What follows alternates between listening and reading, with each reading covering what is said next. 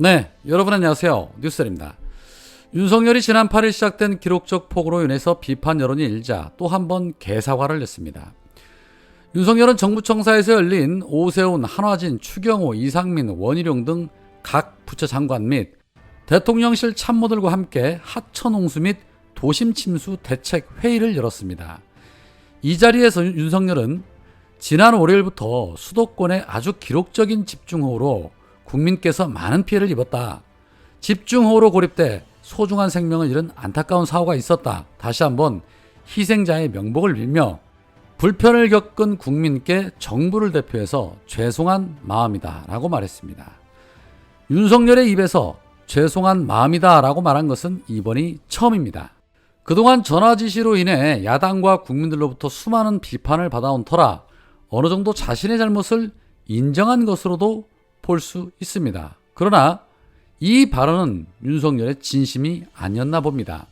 윤석열의 발언과는 다르게 대통령실은 곧바로 윤석열이 국민께 죄송하다라고 한 부분에 대해서 첫 사과로 의미를 부여하는 것은 과하다라는 이상한 입장을 냈습니다.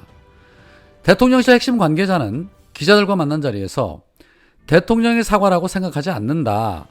대통령이 며칠 전에 얘기했지만 국민들과 눈을 맞춰 국민의 목소리를 듣겠다. 여러 가지 방식으로 소통하고 눈을 맞추려 한다는 그런 이야기 중 하나였다고 생각한다라고 입을 털었습니다.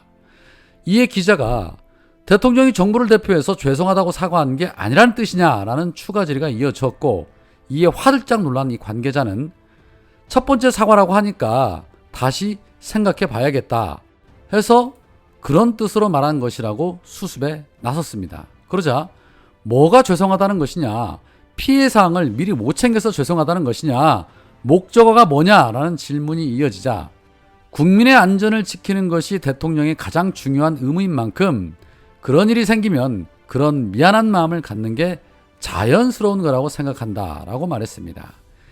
대통령이기 때문에 미안한 마음을 갖는 것이지 사과는 아니다라는 것입니다. 참 윤석열 측근다운 말입니다. 이 자들이 이런 자들입니다. 본인이 수장으로서 제때 대응을 못해 더 많은 인명피해와 재산피해가 발생했음에도 불구하고 대통령으로서 죄송한 마음만 있을 뿐이지 사과할 생각은 없다는 것입니다. 그야말로 국민들을 우롱하고 또 조롱하는 그런 처사입니다. 이런 것이야말로 또 다른 개사과라고 볼 수 있습니다.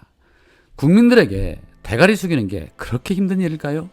앞에서는 숙이는 척하고 뒤에서는 아니라고 하고 손발이 맞아야 도둑질도 해먹는다는데 대통령실 수준 참 한심스럽습니다.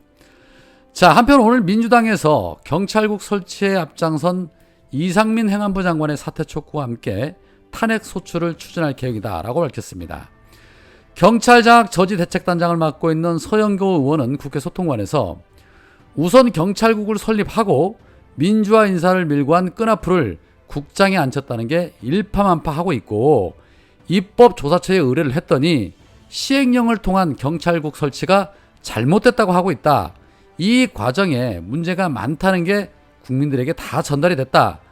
관련한 여러 법적 조치를 취할 것이고 국회에서 할 법적 조치는 국회가 가진 탄핵이라는 기본 권한, 해임이라는 기본 권한을 행사하는 것이다. 해임 건의안과 탄핵 소추를 추진해 나가겠다라고 밝혔습니다. 아주 좋습니다. 이렇게 행동하는 모습을 보여야 합니다.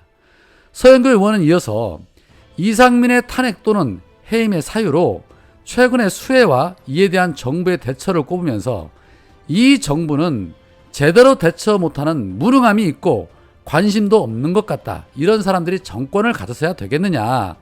거기에 현장 대응하지 않고 판사 출신이 제대로 법도 해석을 못한다. 정부조직법에 행안부 장관이 재난 대응하라는 내용이 있다. 그 안에는 치안, 경찰 부분은 없다. 그런데 오히려 치안과 경찰만 쳐다보며 장악하려는 이 행안부 장관은 사퇴해야 맞다. 책임지고 사퇴해야 한다라고 강하게 말했습니다. 시원시원해서 좋습니다. 뭐 이것 따지고 저것 따지고 엄중엄중 하던 자들 다 뒤로 밀어내고 이렇듯 행동하는 민주당의 모습이야말로 사랑받는 민주당이 될 것이며 또 강한 자에게 약한 모습을 보이는 윤석열을 견제하고 감시할 수 있을 것입니다.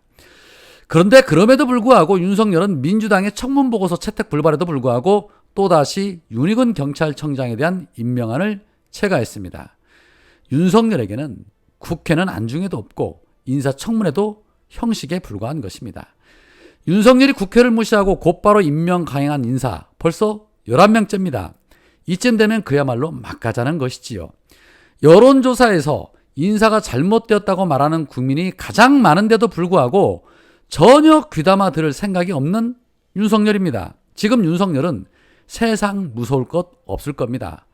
검찰과 경찰이 다 자기 손에 있고 자기 주변 사람들 할 것 없이 본인 말 한마디면 다 벌벌 기는데 세상이 본인 것처럼 생각하고 있을 겁니다.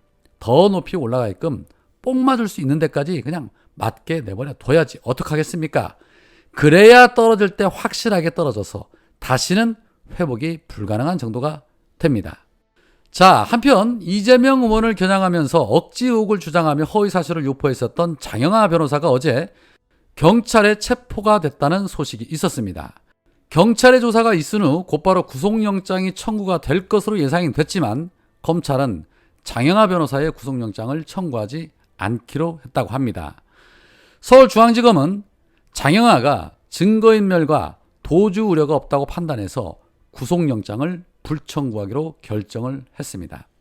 역시 윤석열 검찰 한치의 예상을 벗어나지 않는 듯합니다. 네 편과 내 편의 구분이 너무나도 명확한 이 검찰의 행태, 검찰총장을 아직까지도 인선하지 않는 아주 훌륭한 장관 밑에서 오늘도 열심히 애쓰고들 계십니다. 경찰은 치안 공백이 우려된다면서 국회 동의도 없이 임명을 강행하면서 검찰총장은 공백이 길어지고 있는데도 전혀 임명할 생각조차 없는 윤석열 그리고 한동훈의 이중잣대를 우리는 지금 지켜보고 있습니다. 오늘 국임당의 5선 의원인 조경태 의원이 시사인과의 인터뷰에서 국임당의 내홍에 가장 책임이 큰 사람이 누구라고 생각하느냐라는 질문에 일부에서는 김제동이라는 표현을 쓴다면서 저는 대통령을 보좌하는 분들이 가장 큰 책임이 있다고 본다라고 말했습니다. 물론 거기에는 이준석도 포함이라고 말했습니다. 김제동이라고 하면 언뜻 개그맨 김제동 씨를 말하는 것 같지만 김건희와 장제원, 권성동을 줄인 말입니다. 윤석열이 잘못하고 있는 것 역시도 김제동 탓이라고 해석할 수 있는 것입니다. 전혀 틀린 말이 아니죠. 윤석열 정부의 행태 그리고 여당의 행태는 지금 이들로 인해 차마 나라라고 볼 수도 없을 지경입니다. 그나마 민주당에 이재명 의원이 있어서 앞으로 조금씩 나아질 걸로 예상하고 있습니다. 자, 그런 가운데 본인을 비명이라고 말했었던 고민정 의원이 최근에 자신에게 쏟아진 지지자들의 문자를 거론하며 또다시 이런 말을 했습니다. 여당인 국민의힘으로부터 비난을 받는 것은 상관이 없는데 우리 내부에 있는 사람들끼리 비난하는 것은 좀 아픈 일이다. 당이라는 것은 동지의식을 가지고 서로 어렵고 힘들 때 감싸면서 가는 것이다. 평화체제가 되면 그때는 안에서 잘잘못도 따지고 노선투쟁도 하는 것이다 라고 말했습니다. 그러게 말입니다. 그런데 왜 박용진이나 강훈식이나 호박계 의원들이 이재명 의원을 그렇게 공격하고 못 잡아먹어 안달인 부분에 대해서는 왜 고민정 의원은 이런 방구도 안 하십니까? 그들에게 동지의식 좀 가지라고 날선 비판 좀 해주시기 바랍니다. 지지자들의 비판은 듣기 싫으면서 본인들은 이재명 의원에게 지금 어떻게 하고 있습니까? 정말 내로남불이 따로 없습니다. 동지라고요? 동지한테 씻을 수 없는 상처를 줍니까? 그들에게 한번 물어보십시오. 지난 대선 때 누구에게 투표를 했었느냐라고 말입니다. 그러면 동지인지 적인지 명확하게 구분이 될 것입니다. 제발 동지인 척, 같은 편인 척 말하지 말고 행동으로 좀 보여주시기 바랍니다. 오늘은 여기까지입니다. 고맙습니다.